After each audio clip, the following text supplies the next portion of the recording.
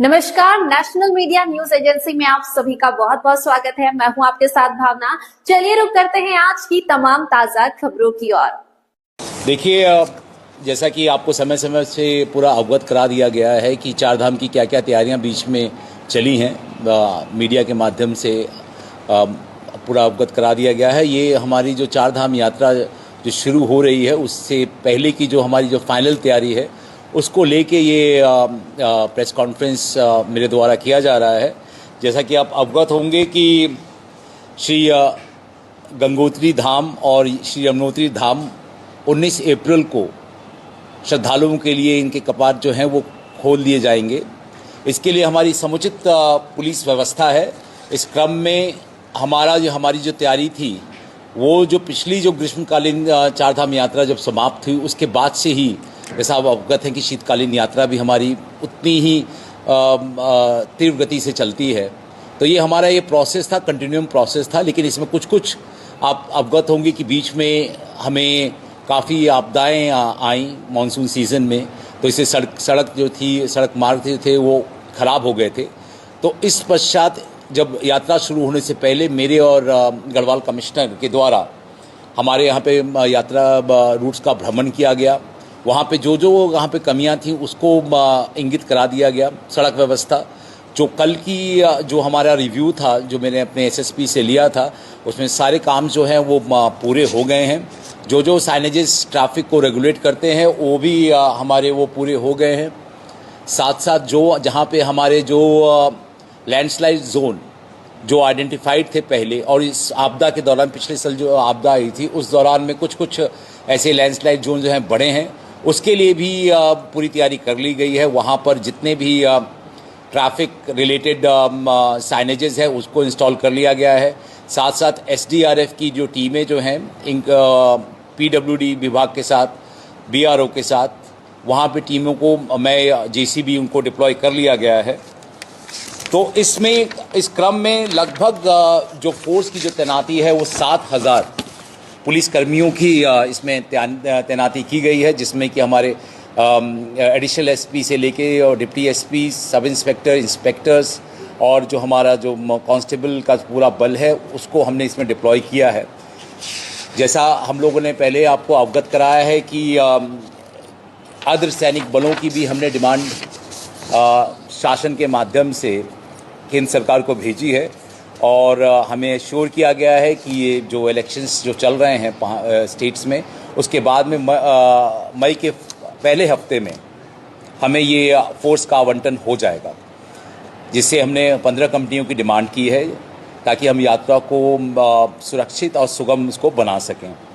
इसमें कई एक नवाचार इसमें हमने इस बार इम्प्लीमेंट किया है, और जैसा कि हमारे माननीय मुख्यमंत्री जी का निर्देश है कि इसमें नवाचार भी आए और यात्री जो यहाँ पे आए पूरे सुगमता से और सुरक्षित रूप से यहाँ पर अपनी यात्रा करें। तो इसका हमने एक अपना फ्रेमवर्क दिया है, सुरक्षित चारधाम। ये हमारा पूरा एक फ्रेमवर्क है। इसमें जैसा मैंने पहले बताया कि इसमें एसडीआरएफ की जो टीमें हैं, 40 टीमें जिसको डिप्लॉय किया गया है विभिन्न डिफरेंट लोकेशंस पे, और साथ साथ 30 फायर सर्विस की टीम्स को डिप्लॉय किया गया है। वाटर पुलिस को इसमें डिप्लॉय किया गया है। हमारा जो सर्वेलेंस सिस्टम है जो ट्रैफिक को रेगुलेट करेगा, तो इसमें हमने 22 ड्रोन को भी हमने इसमें डिप्लॉय किया है, ताकि हमें एक रियल टाइम ट्रैफिक का जो फ्लो है उसको हम मॉनिटर कर सकें। तदनुसार जो हमारे जो रेंज कार्यालय में चारधाम कंट्रोल रूम बना है उसके माध्यम से हम ट्रैफिक को रेगुलेट कर सकें। जैसा कि आप अवगत होंगे कि विशेषकर जो चारधाम यात्रा जो चलती है, जहाँ पे हमारे धाम हैं वहाँ पे चमोली डिस्ट्रिक्ट, रुद्रप्रयाग और उत्तरकाशी, लेकिन इसका जो पूरा ट्रैफिक जो रेगुलेशन होता है राइट फ्रॉम हरिद्वार से होता है, जहाँ पे हमारे जो श्रद्धालु हैं वो वहाँ पे जहाँ पे रजिस्ट्रेशन करते हैं वहाँ से यात्रा शुरू होती है। तो इसके लिए जैसा जो ट्रैफिक का जो सिस्टम है वो यदि धामों पे अगर धामों की संख्या से ज़्यादा अगर वहाँ पे श्रद्धालु आते हैं तो किनको हमें हॉल्ट करना है, कहाँ कहाँ हमें रोकना है, इन सबों का जो हमें ड्रोन से हमें काफ़ी एक आइडिया मिलेगा जिससे हम रियल टाइम इसको मॉनिटर कर सकते हैं। हमने यहाँ पर एक सिस्टम इंट्रोड्यूस किया है, नवनेत्र सिस्टम।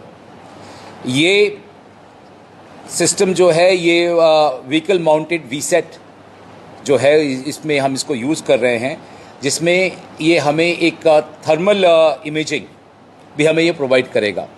जैसा आप क्या अवगत है कि बहुत सारे यात्री श्रद्धालु कोई ट्रैक रूट पे भी चले जाते हैं और गुम जाते हैं, तो ये थर्मल इमेजिंग से हम उनको ट्रेस आउट अच्छे से कर लेंगे। ये हमारा एक नवाचार है जिसमें कि हम जो नाइट टाइम रेस्क्यू ऑपरेशन अगर कहीं पे करना पड़े तो उसको हम इसमें यूज़ करेंगे।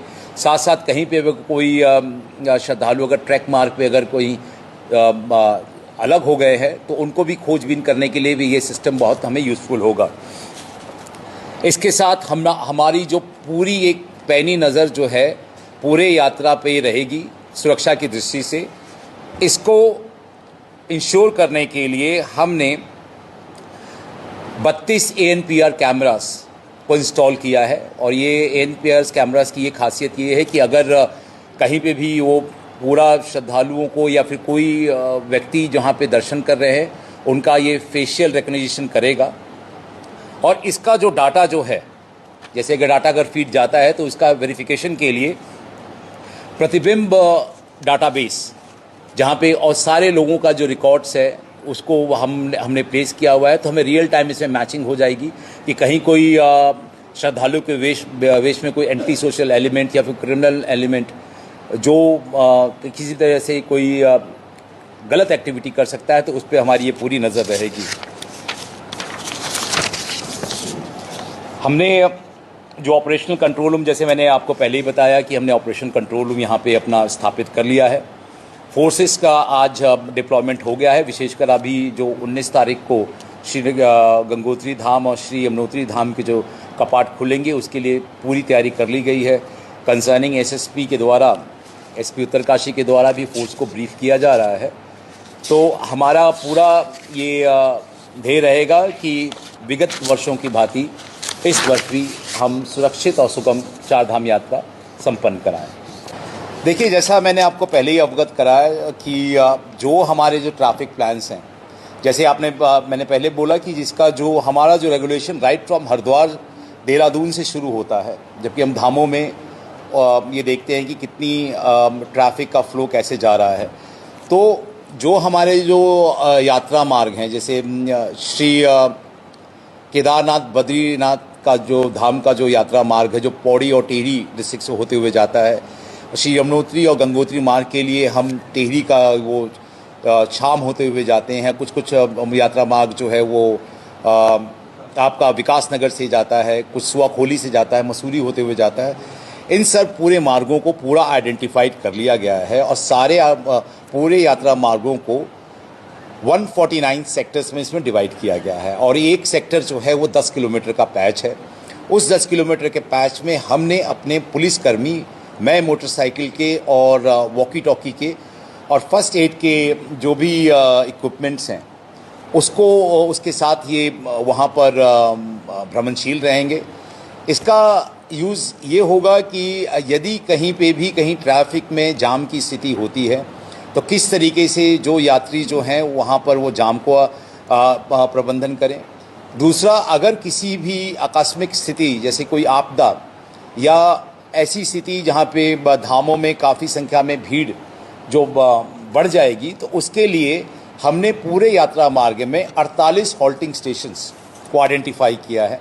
ये हॉल्टिंग स्टेशंस जो रहेंगे वो क्रिटिकल लोकेशंस पे रहेंगे, जहाँ पर अगर यात्री अगर कहीं पे स्टैंडर्ड है तो ये जो कर्मी जो अपने 10-10 किलोमीटर के बीच में जो भ्रमणशील रहेंगे वो उनको गाइड करके वहाँ पे वो ले जाएं। तो हमारा ये ध्येय है कि कोई भी श्रद्धालु अपने आप को, जैसा आप जानते हैं कि हिली टेरेन में काफ़ी संख्या में वहाँ पे आबादी नहीं होती, तो कहीं पे भी अपने आप को ऐसा ना स्टैंडर्ड महसूस करे कि उनके पास में सरकार की कोई मशीनरी वहाँ पे पहुँची नहीं है। जैसा कि शासन का ध्येय है कि इसको हम सुरक्षित और सुगम चारधाम यात्रा हम इसको बनाएंगे। इसी उद्देश्य से ये नवाचार लास्ट टाइम किया गया था। लास्ट टाइम में हमें इसके काफ़ी पॉजिटिव फीडबैक्स मिले इस साल भी हम उसको और रिफाइन करके इसको हम लागू कर रहे हैं। देखिए, जैसा मैंने आपको पहले ही बताया कि हमारी प्रत्येक जो वॉचफुल है, प्रत्येक एक्टिविटीज़ जो भी एक्टिविटीज़ होंगी, इसके लिए हमने पहले से प्लान कर रखा है। ये सिर्फ उसकी बात नहीं कर रहा, हमने कंसर्निंग शासन के माध्यम से जो जहाँ से चारधाम के श्रद्धालु आते हैं, विशेषकर जो स्टेट से आते हैं, हमारे मुख्य सचिव द्वारा वहाँ पे लेटर भी लिखा जा रहा है। जैसा कि मैंने आपको बताया कि बहुत सारी बसेस जो हैं वो ओवरनाइट ट्रैवल करके आती हैं और वहीं से वो बुकिंग करके आते हैं। तो एक सिस्टम हमने ये भी उनको कहा है कि जो यात्री श्रद्धालु जो दूसरे स्टेट से बसेस में आ रहे हैं तो वो 2 ड्राइवर सिस्टम्स को रखें, ताकि किसी भी तरीके से वो जब हिल्स में जाएं तो बिल्कुल वो फ्रेश हों और अच्छे से वो हिल्स में ड्राइव कर लें। दूसरी बात ये कि हमने ये भी इंश्योर किया है कि जो गाड़ियाँ जो आ रही हैं, कंसर्निंग हमारा ट्रांसपोर्ट डिपार्टमेंट से भी कॉपरेशन है इसमें, कि जो गाड़ियाँ आ रही हैं उन गाड़ियों का फिटनेस सर्टिफिकेट और उसकी हिल वायबिलिटी वो पूरी हो। साथ साथ जो ड्राइवर्स जो हिल्स में जिनके पास हिल लाइसेंस है वही यहाँ पे ड्राइव करें। अगर कोई श्रद्धालु अगर प्राइवेटली आ रहे हैं तो उनको भी हम इंश्योर कर रहे हैं कि उनके पास में हिल ड्राइविंग एक्सपीरियंस उनके पास में हो।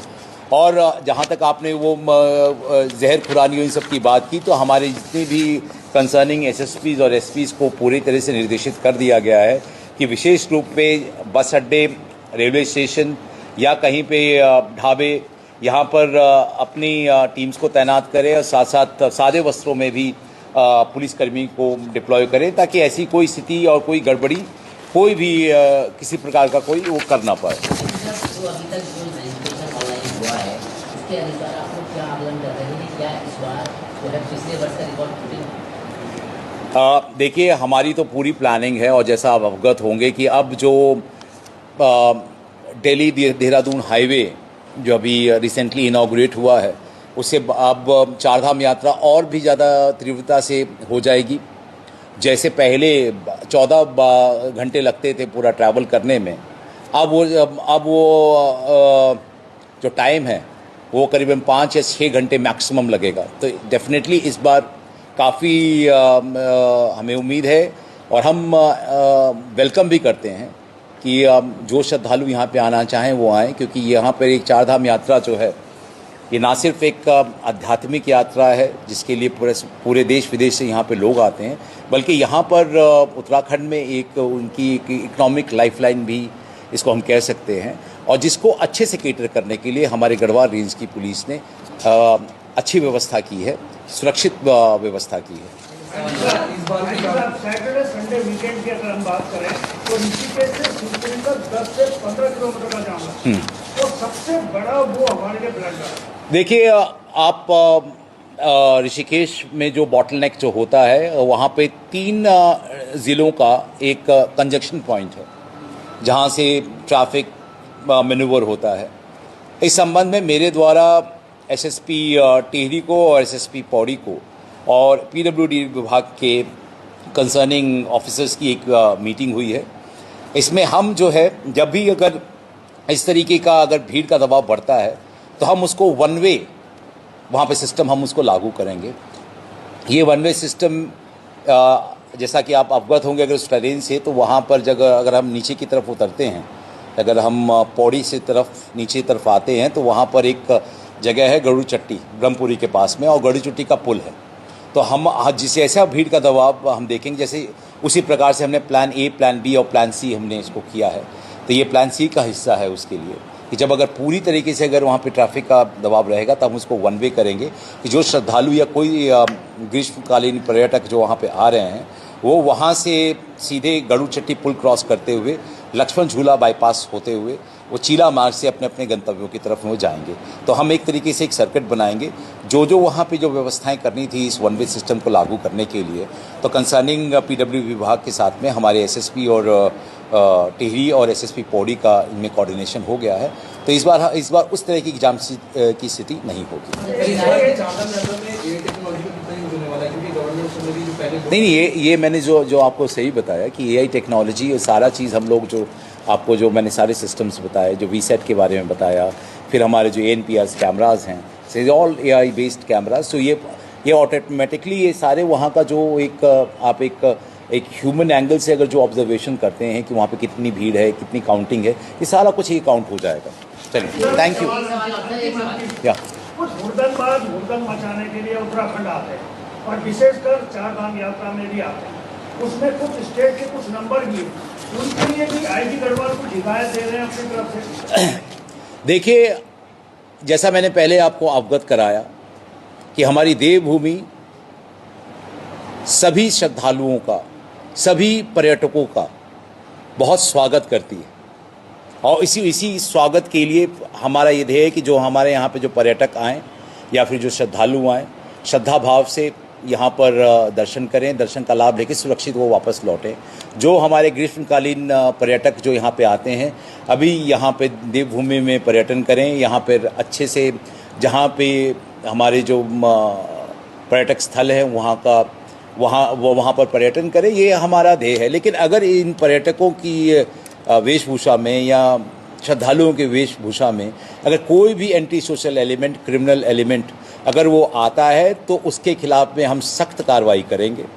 जैसा मैंने समस्त अपने जनपद प्रभारियों को निर्देश दे दिया है कि किसी भी सूरत में रैश ड्राइविंग, जो गाड़ियां जो बाहर से आ रही हैं जिसमें काली फिल्में लगी हुई हैं, या फिर कोई प्रेशर हॉर्न, या फिर कोई अवैध रूप से कोई हथियार या डंडे, हॉकी स्टिक, बेसबॉल, हथौड़ी अगर ये लेके चलता है, तो निश्चित तौर पर हम उसके वाहन को भी सीज करेंगे, उसके क्रिमिनल हिस्ट्री को भी देखेंगे कि कहीं वो व्यक्ति अपराधी तो नहीं है, और अगर कहीं पे भी अगर किसी भी प्रकार से अगर इस तरह के एलिमेंट्स होंगे तो उनके खिलाफ में सख्त कानूनी कार्रवाई करके जेल भेजा जाएगा। Thank you.